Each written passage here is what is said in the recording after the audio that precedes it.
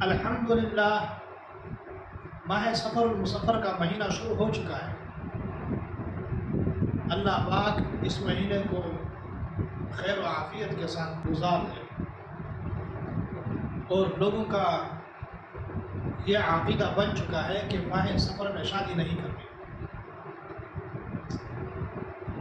اکثر لوگ ماہ سفر میں شادی نہیں کرتے، وہ کہتے ہیں کہ یہ سفر کا مہینہ جو ہے اگر اس میں کوئی کام کرو گے تو وہ کام صفر ہو جائے گا، یعنی کام صفر ہو جائے گا۔ ایمان کمزور ہونے کی وجہ سے، یقین کمزور ہونے کی وجہ سے ایک ان کا عقیدہ بن چکا ہے، ایک ذہن بن چکا ہے کہ یہ منحوس مہینہ ہے۔ میں پہلے بھی کہہ چکا ہوں کہ یہ منحوس مہینہ نہیں ہے۔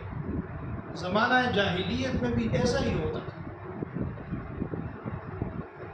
لوگ شادی وغیرہ نہیں کرتے اور کوئی کام نہیں کرتے۔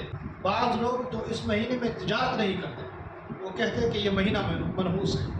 آپ صلی اللہ علیہ وآلہ وسلم سے پہلے دور جاہلیت میں لوگوں کا عقیدہ یہ بن چکا ہوتا، اگر کوئی ماہ سفر کے مہینے میں کوئی ایسا کام ہو جاتا تو وہ کہتے کہ یہ ماہ سفر جو ہے یہ منحوس ہے۔ اونٹنی بیمار ہو جاتی یا گھوڑا بیمار ہو جاتا یا عورت بیمار ہو جاتی تو ان کو جانور کو قصوروار ٹھہراتے کہ یہ چیز منحوس ہے۔ اگر عورت کو کوئی مسئلہ ہوتا یا عورت کی وجہ سے کچھ ہو جاتا کہ اس کو کہتے کہ یہ عورت منحوس ہے۔ آپ صلی اللہ علیہ وآلہ وسلم سے کسی نے پوچھا کہ یا رسول اللہ صلی اللہ علیہ وآلہ وسلم، یہ ماہ سفر کا مہینہ کیوں منحوس ہے؟ آپ صلی اللہ علیہ وآلہ وسلم نے ارشاد فرمایا کہ ماہ سفر کا مہینہ منحوس نہیں، آپ کا ذہن اس چیز کو نہیں مانتا، آپ کا عقیدہ کمزور ہے، اور جو چیز آپ کو ناپسند ہے اس چیز کو آپ ختم کرو، اس کو فروخت کرو۔ مثال کے طور پر اگر آپ کو اونٹ پسند نہیں ہے، اونٹ آپ کا بیمار ہو گیا، کوئی مرض میں مبتلا ہو گیا، یا گھوڑا آپ کا بیمار ہو گیا، اس وقت تو اونٹ اور گھوڑے ہوا کرتے تھے، تو آپ اس کو فروخت کریں، اس کو ختم کریں، اس سے جان چھڑوائیں، کیونکہ آپ کو ناپسند ہو جاتا ہے۔ آپ کا ناپسندیدہ چیز جو بھی ہو اس کو فروخت کریں۔ پھر آپ صلی اللہ علیہ وآلہ وسلم سے سوال پوچھا گیا کہ یا رسول اللہ، عورت جو منحوس ہوتی ہے، آپ صلی اللہ علیہ وآلہ وسلم نے فرمایا کہ عورت منحوس نہیں ہے، آپ کو ناپسند ہوتا ہے۔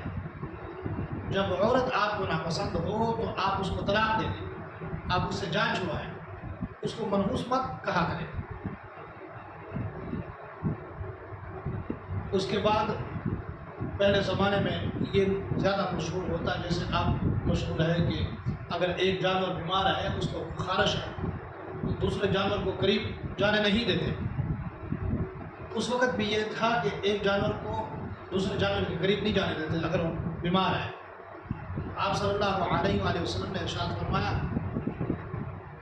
کہ یہ جانور منحوس نہیں ہے، نہ اس کی وجہ سے یہ جانور بیمار ہو رہا ہے، نہ اس کو خارش پڑ رہی ہے۔ اس اونٹ کی وجہ سے ان جانوروں کو خارش پڑ رہی ہے، مرض اس کو لگ رہا ہے، تو بتائیں اس جانور کو مرض کہاں سے آیا؟ اس جانور کے پاس مرض کہاں سے آیا؟ یہ سب کچھ اللہ پاک کرنے والے ہیں۔ یہ عقیدہ مت بنائیں، یہ آپ کی سوچ غلط ہے، ایسا نہیں ہے۔ آپ صلی اللہ علیہ وآلہ وسلم نے ارشاد فرمایا اگر وہ بیمار ہے تو اس کو فروخت کر، اس سے جان چھڑا، تاکہ آپ کا ذہن صاف ہو جائے، آپ کا عقیدہ جو ہے وہ ٹھیک ہو جائے۔ اسی طرح آپ صلی اللہ علیہ وآلہ وسلم نے فرمایا کہ اپنے عقیدے کو، اپنے ایمان کو پختہ کرو۔ جب آپ کا عقیدہ اور ایمان پختہ ہوگا تو یہ چیزیں آپ کے ذہن سے نکل جائیں گی۔ ایک شخص نے آپ صلی اللہ علیہ وآلہ وسلم سے عرض کیا کہ یا رسول اللہ، جس گھر میں ہم رہتے ہیں اس گھر میں نحوست ہے۔ آپ صلی اللہ علیہ وآلہ وسلم نے ارشاد فرمایا کہ اس گھر میں نحوست نہیں ہے، گھر میں نحوست نہیں ہے، آپ کا ذہن ایسا بنا ہوا ہے، آپ کا عقیدہ ایسا بنا ہوا ہے کہ آپ کو وہ گھر ناپسند ہے، آپ اس گھر کو چھوڑ دیں، اس کو فروخت کریں۔ اپنے ناپسندیدگی کا اظہار آپ اس طریقے سے کر رہے ہیں کہ وہ شخص یا وہ چیز یا وہ گھر نحوست ہے، اس میں نحوست ہے، یا وہ اونٹ منحوس ہے یا عورت منحوس ہے، ایسا کوئی چیز نہیں۔